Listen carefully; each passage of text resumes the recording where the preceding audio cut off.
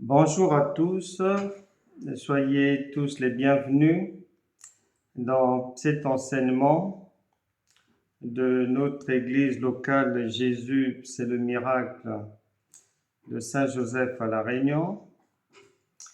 Lorsque Dieu convoque ses enfants, la convocation solennelle de Dieu, c'est pour toujours les bénir. Lorsque Jacob a appelé ses fils, c'était pour les bénir par l'Esprit de Dieu et Dieu n'a pas changé. Donc aujourd'hui, il nous rassemble ici en vue de nous bénir. La bénédiction cependant de Dieu, elle suit une marche, un développement précis. La Bible déclare: sans la sanctification, nul ne verra le Seigneur. Cela veut dire, si quelqu'un n'est pas sanctifié, il ne peut pas voir Dieu, c'est-à-dire ne peut pas être exaucé de Dieu. Cependant, nous savons tous que Dieu n'est pas un homme et que Dieu a son langage. Dans le langage de Dieu, c'est comme le langage d'une maman. Ça y ressemble. Pourquoi? Parce que pour que le cœur d'une mère soit satisfait de l'enfant qu'elle a engendré, qu'elle a mis au monde, c'est-à-dire sa joie va tenir sur plusieurs éléments. Et dans l'éducation qu'elle va donner à l'enfant, elle va veiller semaine après semaine, mois après mois, année après année, que tous ces ingrédients de son plat éducationnel pour que son enfant réussisse dans la vie, elle va veiller à ce que ces ingrédients, ces éléments ne puissent pas manquer. Que l'enfant soit en bonne santé, qu'il soit poli, qu'il écoute, qu'il comprenne, qu'il soit propre, qu'il réussisse à l'école, qu'il puisse avoir de la réussite dans son travail, dans son foyer, dans ses projets. Donc, pour que le cœur de maman soit enfin satisfait, elle va quand même veiller à la marche de l'enfant. Et son cœur ne peut pas être satisfait et considérer que son enfant est sanctifié si seulement l'enfant est propre, mais lorsqu'il parle, il y a des gros mots, il travaille mal à l'école, il est impoli avec les gens, il va chercher des problèmes là-bas, il va fumer la drogue là-bas. C'est-à-dire, même s'il est sage à la maison, même si à la maison il a une conduite dite sanctifiée, tant que les autres éléments du puzzle de son éducation, de sa croissance, ne seront pas réunis, tant que maman ne trouvera pas qu'il y a suffisamment de bons signaux, elle ne peut pas dire que son enfant est digne. Elle ne peut pas dire que son enfant fait sa joie, pleinement sa joie. C'est un mensonge. Eh bien, le cœur de la mère a pris ça chez son créateur Dieu, parce que chez Dieu, la sanctification, comme Dieu n'est pas un homme, s'il est dit que sans la sanctification, nul ne peut être agréable à Dieu, il ne faut pas croire que la sanctification dont Dieu parle, c'est de ne pas commettre l'adultère ou de ne pas commettre les péchés sexuels. Non, c'est trop bas ça pour Dieu. Dieu n'est pas à ce niveau-là. Comme la maman, la sanctification divine prend en compte un certain nombre d'éléments, y compris la sagesse, la patience, la maîtrise de soi, l'amour, la bonté, les vertus chrétiennes, la connaissance, l'intelligence. C'est de ça qu'il s'agit lorsqu'on parle de sanctification. Pour dire que la sanctification est toute une marche. Et c'est notre marche chrétienne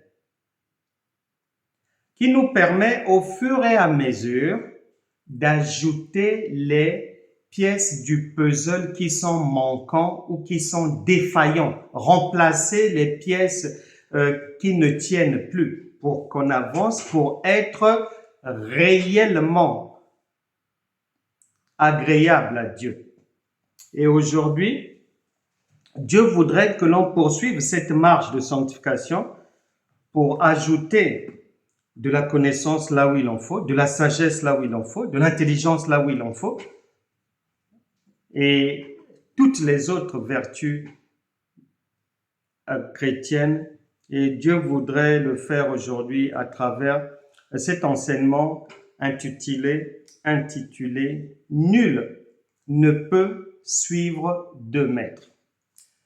Nul ne peut suivre deux maîtres. Pourquoi? Parce que c'est l'échec assuré. 1.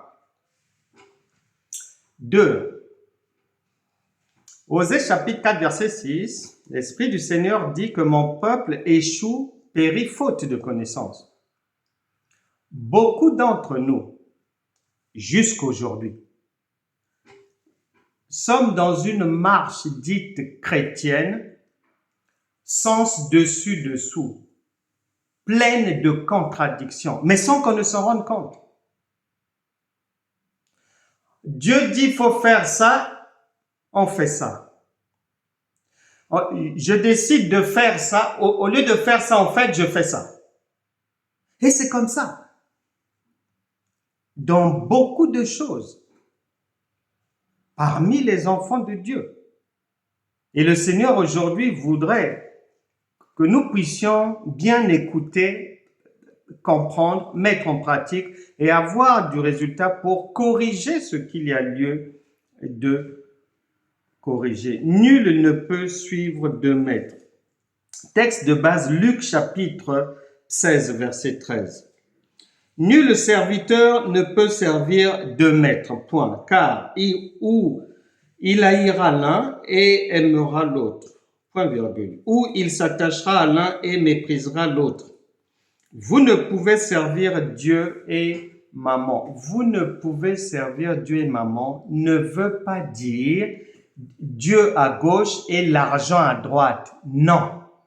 Vous ne pouvez servir Dieu et maman veut dire on ne peut pas faire, suivre, obéir à Dieu et faire, suivre et obéir à ce que Dieu n'a pas demandé de faire ou à ce qu'il n'a pas dit. C'est ça. On ne peut pas en même temps être fidèle comme Dieu le veut et aller commettre l'adultère. On ne peut pas. Et venir dire que on est encore en bon terme avec Dieu. Non, ça ne passera pas. Cependant, la pensée humaine est tellement limitée, ne prend pas en compte ce que Dieu a dit, que lui n'est pas un homme et ses pensées ne sont pas les nôtres, ce qui veut dire que on passe souvent à côté de l'essentiel du fait d'une mauvaise compréhension, mauvaise interprétation des Écritures. Lorsque le Seigneur parle de « on ne peut pas suivre deux maîtres », il peut s'agir d'abord des enseignements, des églises locales. Que ce soit les églises locales ou que ce soit les enseignements, la minorité sont inspirés par l'Esprit de Dieu et la large majorité par les ténèbres, le diable, les démons et la compagnie. Puisque la Bible déclare, très étroit est le chemin de Dieu, le chemin qui mène à Dieu est large. Donc, toute une foule est à emprunter et emprunte au quotidien le boulevard de la perdition. Toute une foule, vaste, large chemin pour contenir suffisamment d'égarés, de perdus. Et nous devons faire attention à cela, que ce soit aux enseignements ou que ce soit au lieu de culte que nous fréquentons, car il y a une grande différence entre ce que la loi de Moïse dit, les enseignements venant de la loi et les enseignements du Seigneur Jésus-Christ. On ne peut pas mélanger les deux. La croix est une frontière. Pour la traverser, il faut vérifier les choses qui font partie de la loi de Moïse. Quelles sont les choses que l'on peut faire passer de l'autre côté, que l'on peut encore appliquer aujourd'hui, et quelles sont la vaste majorité des choses que l'on ne peut plus faire pour être agréable à Dieu. On doit vérifier cela. La Bible déclare, 2 Corinthiens chapitre 3, 2 Corinthiens chapitre 3, verset 14. Mais sur leur intelligence aussi, un voile est tombé. Leur esprit obscur est devenu insensible. Ils demeurent aveuglés, entre parenthèses, pour la vérité. Beaucoup sont aveuglés. Beaucoup d'enseignements maintiennent les gens dans l'ignorance, dans l'aveuglement.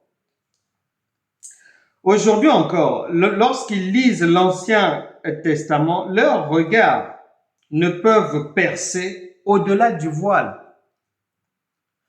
Parce que l'enseignement de Jésus est au-delà du voile. Pas sous le voile. Car c'est seulement dans l'union avec le Christ que le voile est levé. Voilà. Nous devons nous préoccuper de l'enseignement du Seigneur Jésus d'abord. Et c'est cet enseignement-là qui est prioritaire pour nous. Et on ne doit pas confondre. On ne doit pas mélanger. Et l'enseignement du Seigneur Jésus nous apprend à grandir. Or, la loi de Moïse nous maintient à la crèche, à la maternelle, nous maintient dans l'enfance, dans l'esclavage, dans la tutelle. Et celui qui vient nous rendre libres, c'est le Seigneur Jésus-Christ. Galates chapitre 5, verset 1. C'est pour la liberté que Christ nous a affranchis. Donc, il faut veiller. Il y a des choses apprises peut-être en 2012. Mais entre-temps, si tu as appris de nouvelles choses, Jésus a dit, on ne met pas du vin nouveau dans de vieilles outres. Il a encore dit, on ne coupe pas un tissu neuf sur un vieux vêtement. Ça ne marchera pas. Ça ne passera pas. Donc, il faut faire attention. Beaucoup de gens pensent que plus ils vont écouter des enseignements d'X, Y, Z, mieux ça ira. Mais non. ça se saurait. Beaucoup de gens passent leur temps, 9 heures, sur une plateforme chrétienne de prière, 11 heures, sur une autre plateforme là-bas ce sont les femmes qui se tiennent à la brèche. Elle finit à la brèche là-bas, à 15 heures. Elle est sur une autre plateforme des pleureuses. Elle finit de pleurer là-bas, à 18 heures. Elle est sur une autre plateforme des guerrières. Et ça tourne comme ça. Pour quel résultat? Même pas des miettes. C'est zéro. Le Seigneur dit, on ne peut pas mélanger. Il n'y a pas dans une école 2 professeurs de français. Il n'y a pas 2 professeurs d'histoire géo. Il n'y a pas 2 professeurs d'anglais. Un élève a toujours un professeur d'anglais. Toujours un professeur de français. On ne peut pas mélanger. Et on doit veiller à cela. Et l'apôtre Pierre nous prévient en 1 Pierre chapitre 1 verset 18 de faire attention aux vieilles manières de vivre que nous avons héritées de nos pères. Ça englobe tout ça là, manière de prier, de jeûner, ceci. Faut vérifier.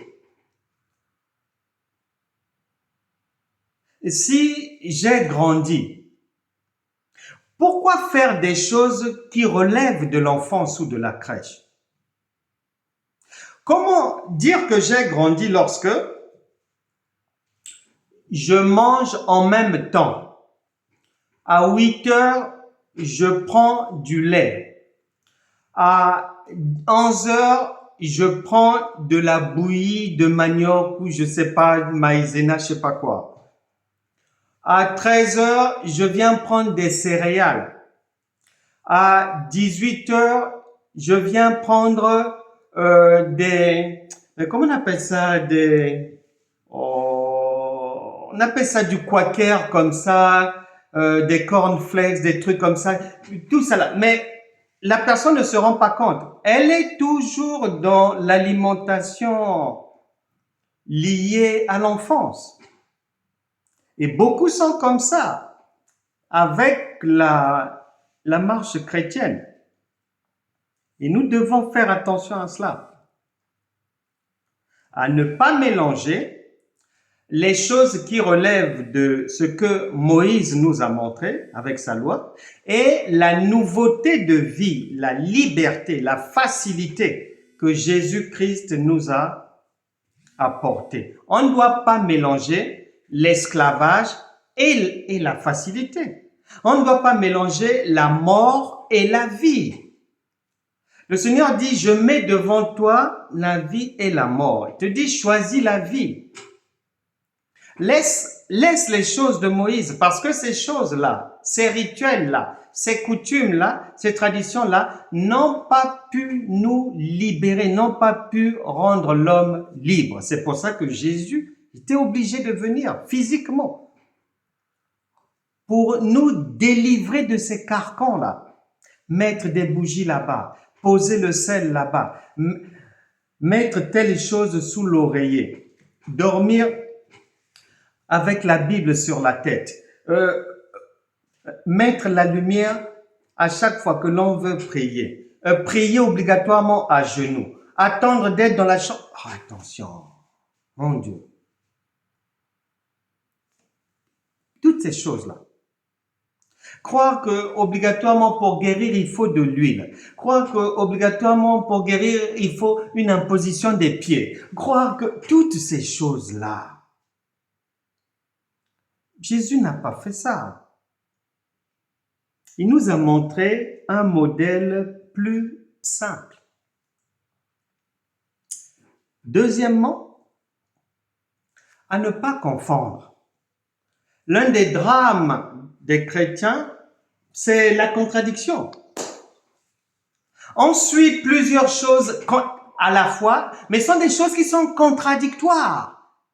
On fait plusieurs choses contradictoires les unes les autres. C'est embriqueté comme ça. Un parfait brouillamini. La vie chrétienne ne peut pas avancer. La vie ne peut pas s'améliorer comme ça.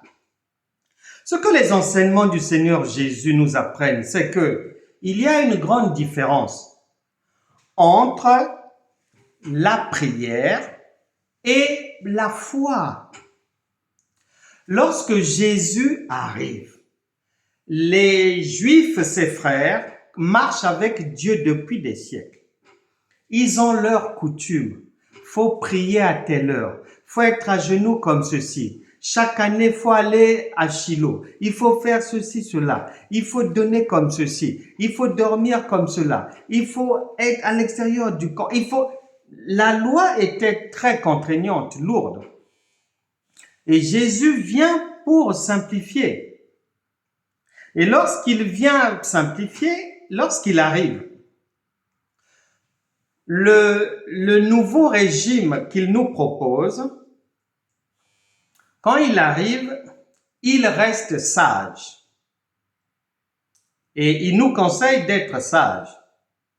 C'est-à-dire, il arrive dans un environnement où depuis des siècles, les gens prient et jeûnent matin, midi, soir.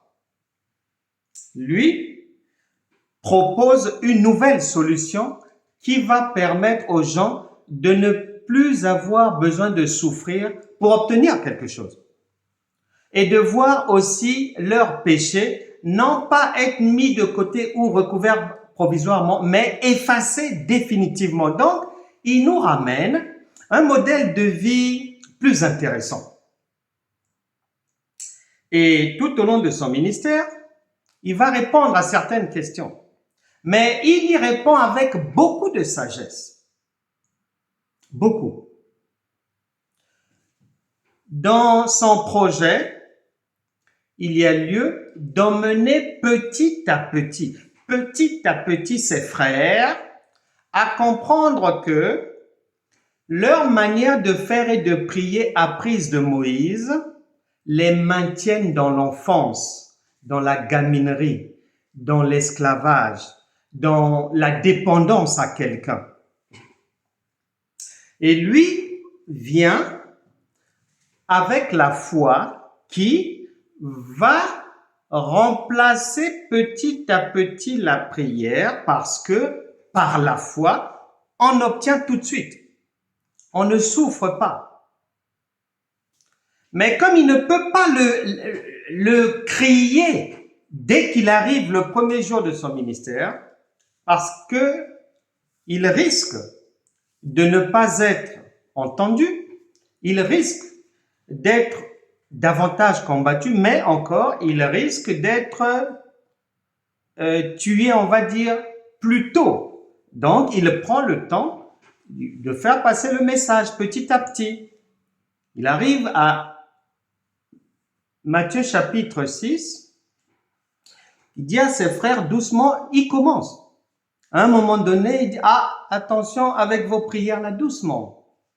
Ça ne sert pas de perdre votre temps à beaucoup parler parce que, avant qu'un être humain, Moïse ne vous l'a pas appris, il l'ignorait peut-être, mais avant que quelqu'un n'ouvre sa bouche, moi, Dieu, je sais déjà même bien avant sa naissance tout ce qu'il va dire. Donc, va à l'essentiel. Ne perds pas ton temps. D'ailleurs, lorsque vous priez, vous ne m'apportez aucune information, je connais tout.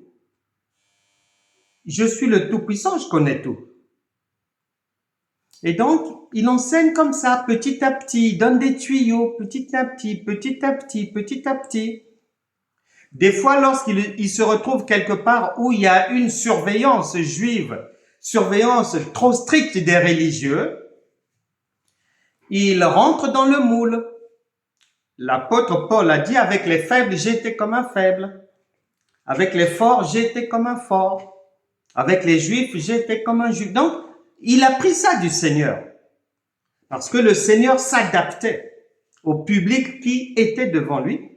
Comme on lui tendait souvent beaucoup de pièges, On attendait de l'accuser par rapport à ses réponses. Et ben lui aussi, il jouait à malin, malin et demi. Il ne sortait pas brutalement comme ça, là, toutes ses cartes, non. Il y allait mollo, mollo, mollo, mollo. Et il arrive à Luc chapitre 18 au verset 1.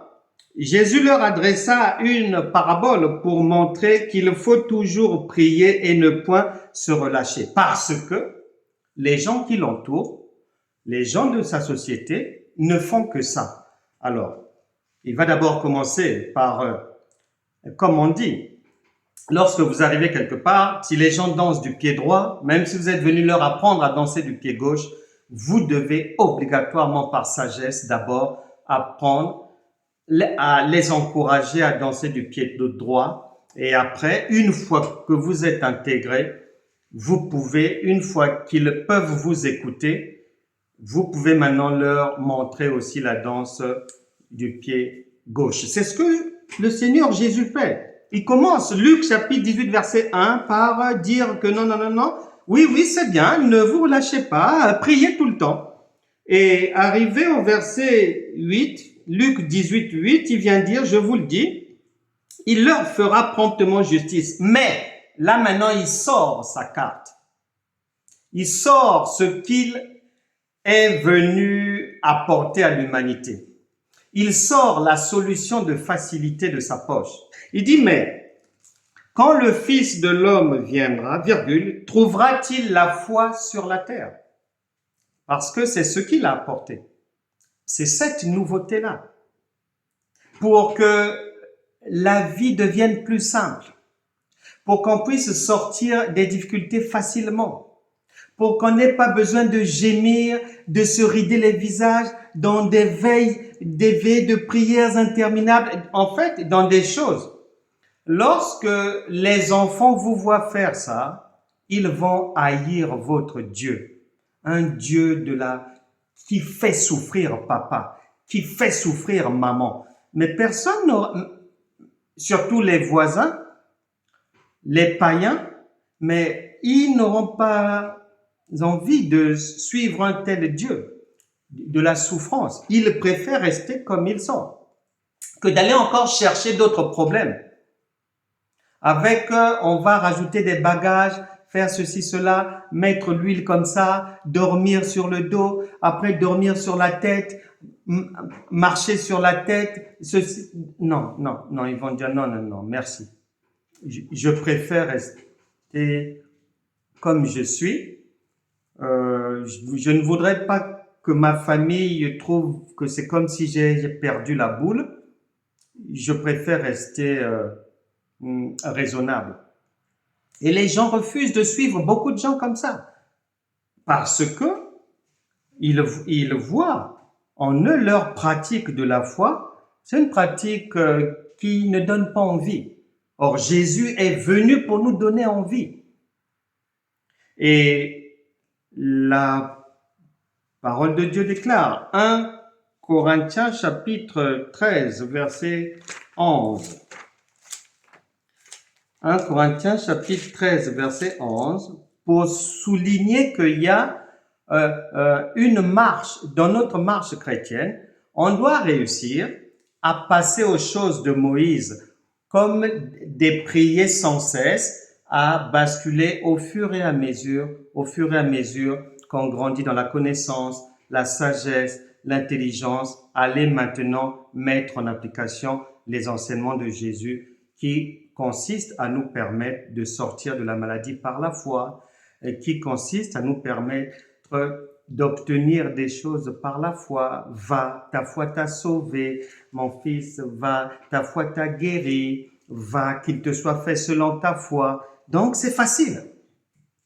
1 Corinthiens chapitre 13, verset 11. Il est dit ceci.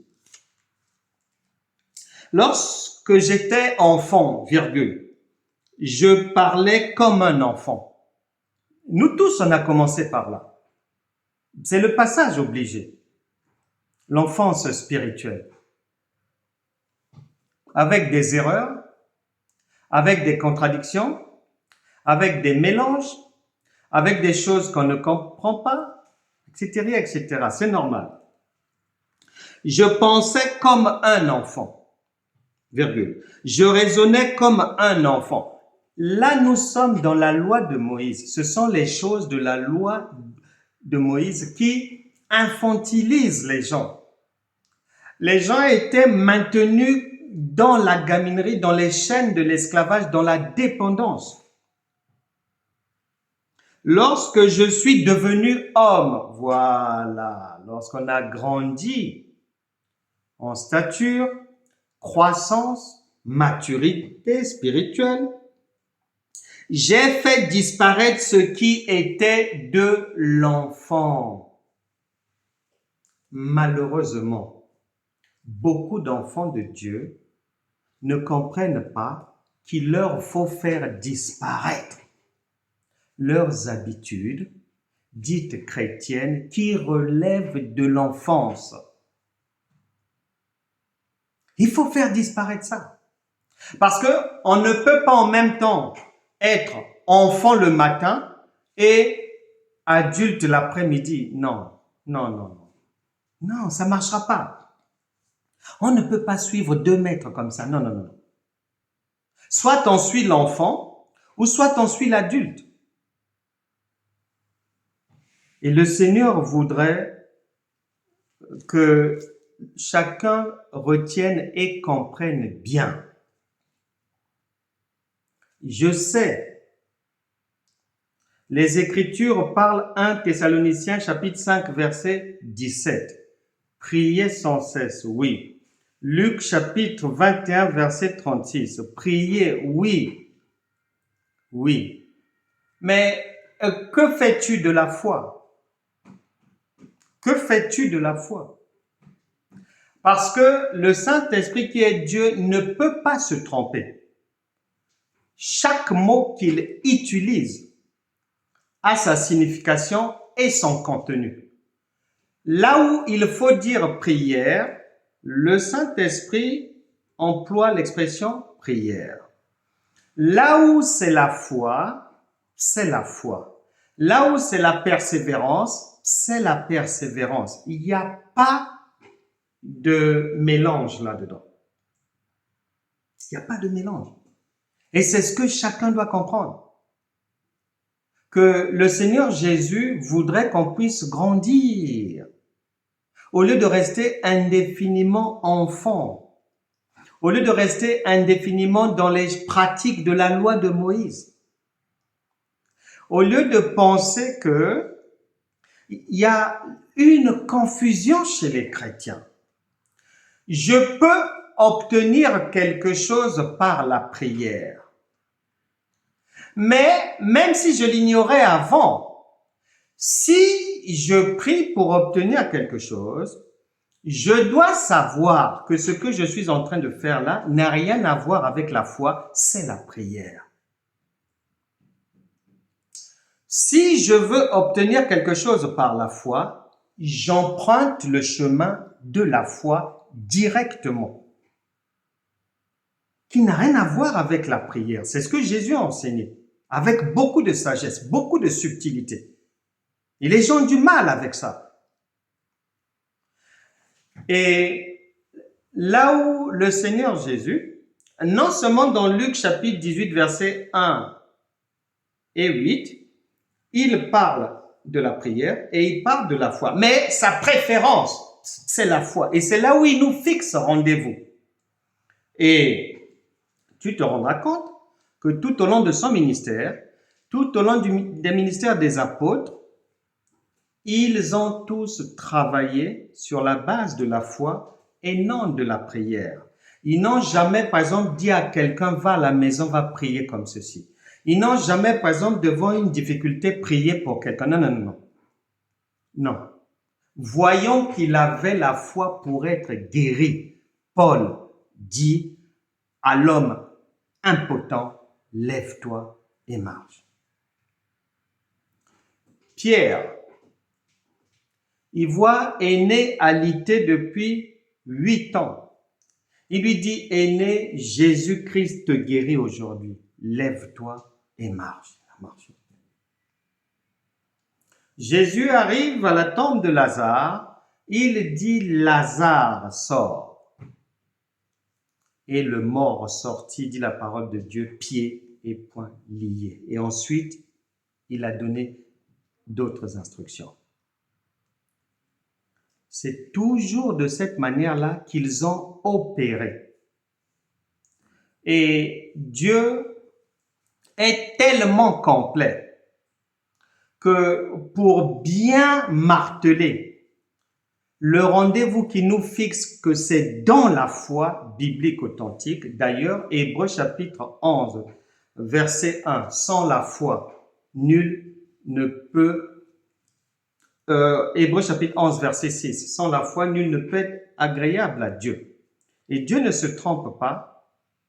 Il va dire des choses. On va le suivre attentivement. On va aller très vite. Hébreux chapitre 11. Or, la foi est une ferme assurance des choses qu'on espère, une démonstration de celles qu'on ne voit pas. Verset 4. C'est par la foi qu'Abel offrit à Dieu un sacrifice plus excellent que celui de Caïn. C'est par elle qu'il fut déclaré juste, Dieu approuvant ses offrandes, et c'est par elle qu'il parle encore quoique mort. Verset 5. C'est par la foi qu'Enoch fut enlevé pour qu'il ne vit point la mort. Verset 6. Or, sans la foi, il est impossible d'être agréable à Dieu. Verset 7. C'est par la foi que Noé, divinement averti des choses qu'on ne voyait pas encore et saisi d'une crainte respectueuse, construisit une arche pour sauver sa famille. C'est par elle qu'il condamna le monde et devient héritier de la justice qui s'obtient par la foi, toujours. Verset 8. C'est par la foi qu'Abraham, lors de sa vocation, obéit et partit pour un lieu qu'il devait recevoir en héritage. Verset 9. C'est par la foi qu'il vint s'établir dans la terre promise. Verset 11. C'est par la foi que Sarah elle-même, malgré son âge avancé, fut rendue capable d'avoir une postérité. Verset 13. C'est dans la foi qu'ils sont tous morts. On va aller verset 17. C'est par la foi qu'Abraham offrit Isaac lorsqu'il fut mis à l'épreuve et qu'il offrit son fils unique, lui qui avait reçu les promesses et à qui il avait été dit, en Isaac sera nommé pour toi une postérité. Verset 19. Il pensait que Dieu est puissant même pour ressusciter les morts.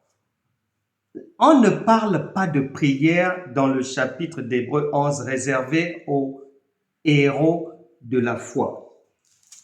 Verset 22. C'est par la foi que Joseph, mourant, fit mention de la sortie des fils d'Israël et qu'il donna des ordres au sujet de ses os. Verset 23. C'est par la foi que Moïse, à sa naissance, fut caché pendant 3 mois par ses parents parce qu'ils virent que l'enfant était beau et qu'ils ne craignirent pas l'ordre du roi. Verset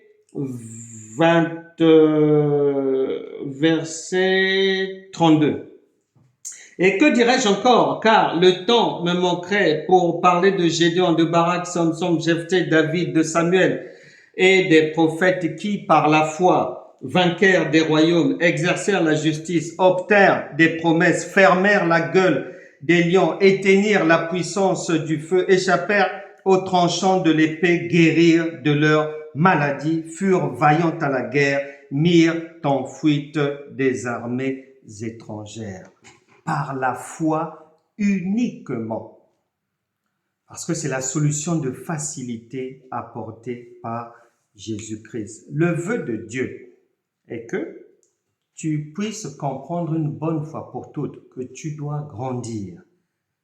Tu dois passer étape par étape de la prière permanente sans cesse à l'obtention des choses, à l'exaucement par la foi, parce que c'est plus simple, on ne souffre plus. Autre chose encore, dont nul ne peut suivre 2 maîtres, C'est que la Bible dit, 2 Corinthiens chapitre 5, verset 17, si quelqu'un est en Christ, il est une nouvelle créature. Les choses anciennes sont passées et voici toutes choses sont devenues nouvelles. De Ésaïe chapitre 43, verset 18 à 19, ne pensez plus aux événements passés. Beaucoup d'enfants de Dieu traversent la croix avec la tête, le cœur chargé des mauvais souvenirs d'hier.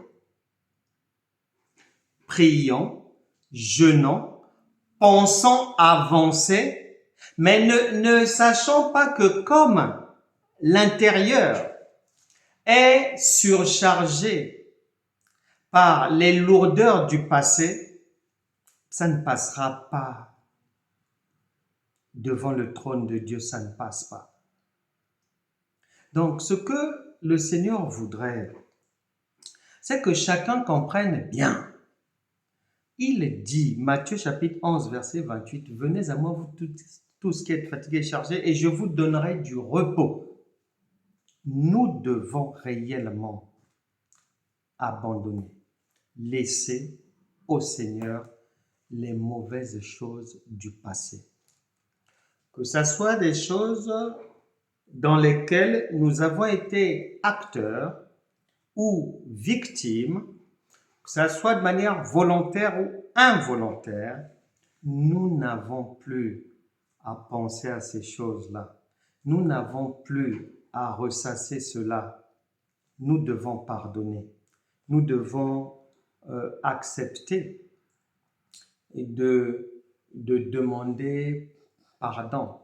Nous devons aussi apprendre à nous aimer et non pas se culpabiliser.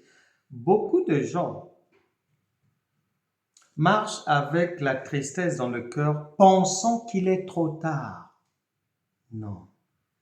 Le royaume de Dieu fonctionne sur le principe de la résurrection.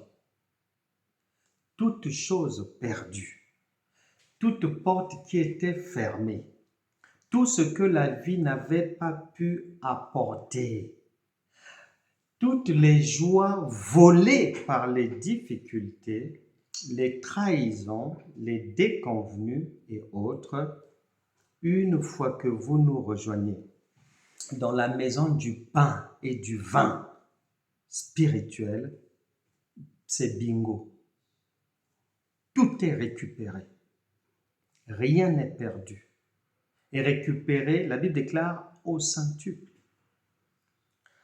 Que chacun nettoie son cœur, abandonne, laisse tomber les choses négatives. Beaucoup d'enfants de Dieu prient et jeûnent, mais lorsque vous écoutez leurs propos, il n'y a que la négativité, il n'y a que la tristesse, il n'y a que peur du diable, peur des démons là-bas, peur de ceci, crainte des francs-maçons, crainte d'une araignée, une mouche est passée au-dessus de ma tête. Non, non, non, non, non. Il faut changer. Il faut changer. Une dame de pratiquement 50 ans, dite chrétienne, me témoignait que, en fait, là où elle travaille, c'est dans le commerce. Et un matin, elle arrive, elle constate qu'il y a l'une des commerçantes aussi, considérée dans ce cas-là comme une concurrente, qui elle n'a pas vu, mais elle était convaincue que c'est cette commerçante-là qui avait jeté devant son magasin des pièces de monnaie. et soi-disant que ces pièces-là poursuivaient leur marche jusqu'à vers chez la commerçante en question. Et elle m'expliquait que, donc, je lui avais demandé, bon, ces pièces-là, donc, quel est le lien entre vous et ces pièces-là? Oh non, certainement, elle m'a fait du maraboutage pour prendre ma clientèle. Ah, est-ce que c'est elle qui vous a dit ça? Non, mais c'est ce que je sens. Ok, d'accord. Depuis que vous avez vu cette pièce-là, qu'est-ce que vous avez remarqué? Oh non, une perte de clientèle. Et comment une chrétienne d'aussi longue date penser même à ces choses-là et avoir aussi peur? Et ce jour-là, le Saint-Esprit m'aidera en me disant de lui dire d'arrêter de suivre 2 maîtres, ça ne marchera pas. En fait, ce qu'elle avait fait, c'était quoi? Après avoir constaté qu'il y a des pièces par-ci, par-là, elle est allée consulter à gauche. Elle a dû rentrer à droite là-bas. Elle est rentrée là-bas. Elle est rentrée là-bas. Elle a vu là-bas. Maintenant, ce qu'on lui a fait ou on lui a promis là-bas, elle constate qu'il n'y a pas d'évolution. Et à la fin maintenant, elle vient chez Dieu. Et ce jour-là, je lui ai dit que Dieu me disait de lui dire de faire un choix. Soit c'est Dieu ou soit ce sont les autres. Et qu'elle ne peut pas suivre 2 maîtres comme ça, un pied dehors, un pied dedans, et la tête au milieu, à la frontière. Non. Et beaucoup de chrétiens sont comme ça. Beaucoup marchent avec la peur. Il faut arrêter avec ces habitudes-là. Autre habitude encore, contradictoire pour terminer pour aujourd'hui, c'est que une multitude de croyants ont un Dieu en fait dans leur logiciel de pensée qui est mort. On l'avait crucifié à la croix, enseveli, il est parti et nous attendons son retour pour l'enlèvement, qu'il vienne nous chercher. En totale contradiction avec ce que le Seigneur lui-même a dit. Matthieu chapitre 28, verset 20.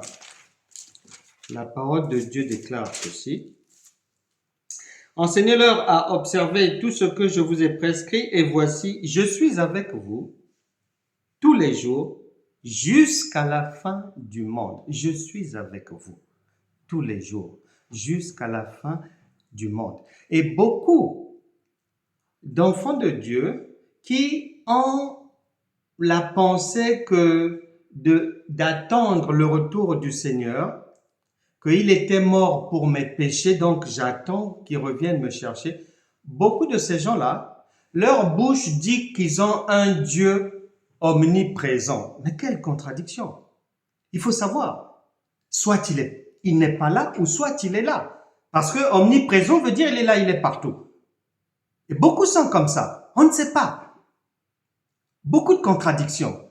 Et la parole de Dieu déclare, Jean chapitre 21, verset 1, évangile de Jean chapitre 21,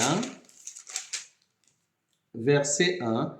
Après cela, Jésus se montra encore aux disciples, sur les bords de la mer de Tibériade. Et voici de quelle manière il se montra après la résurrection. Donc, ceux qui pensent que il était parti, il est mort, on attend un jour qu'il vienne. Non, mais non. On ne peut pas en même temps marcher avec un Dieu qui est mort Et en même temps, ce même Dieu est vivant. Non, il faut faire un choix.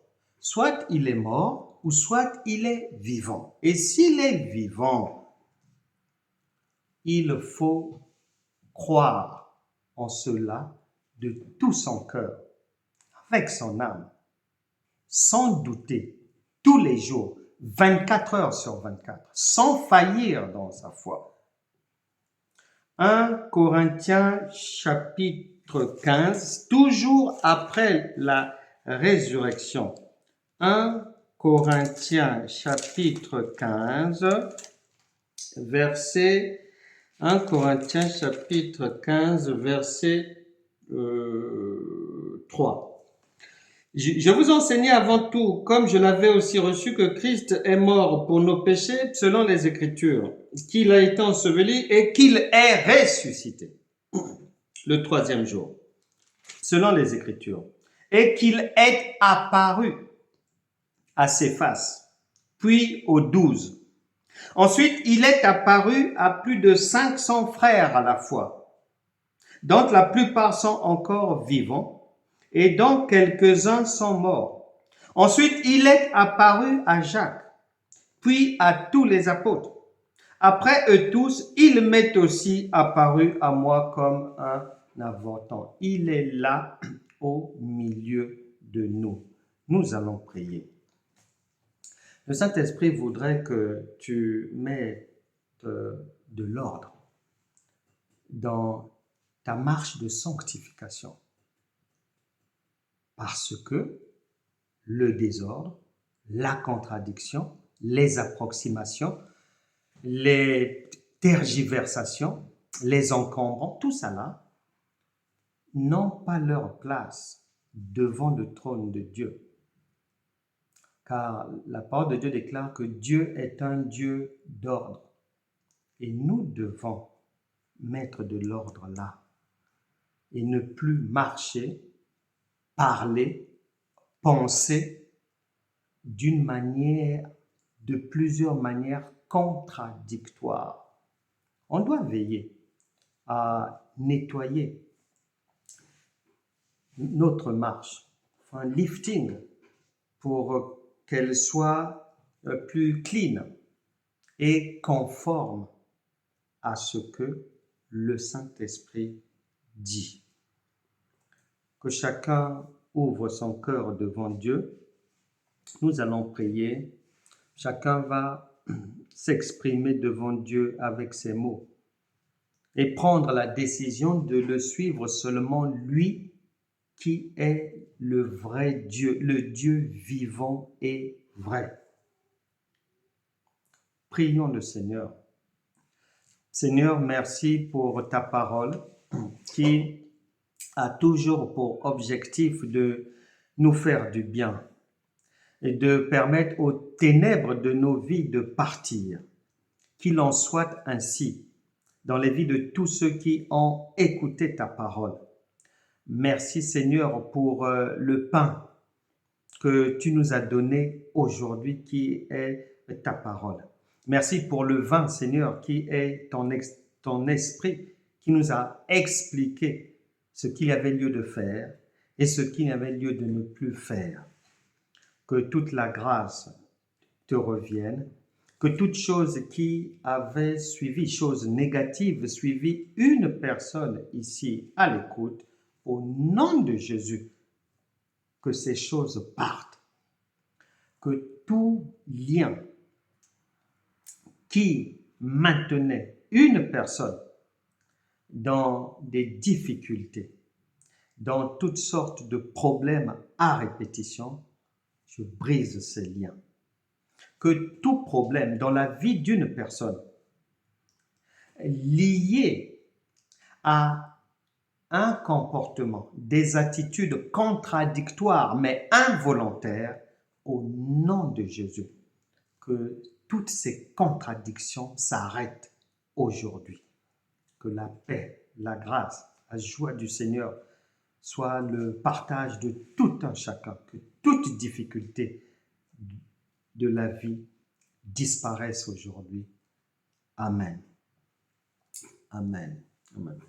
Nous allons prier pour toutes les personnes, peut-être des amis, des proches. On a des sujets de prière pour toutes les personnes qui sont malades, plusieurs maladies, d'autres souffrent des jambes, d'autres du dos, d'autres des dents, d'autres du cœur, du foie, des poumons, d'autres sont des problèmes de drogue et autres, d'autres sont des problèmes ils sont accros à des choses mauvaises, tabac, alcool, cirrhose de foie, cancer par-ci, cancer des poumons, cancer par-là. Nous allons prier que chacun ouvre son cœur et prie, que ça soit pour se sortir soi-même d'une maladie ou pour d'autres personnes.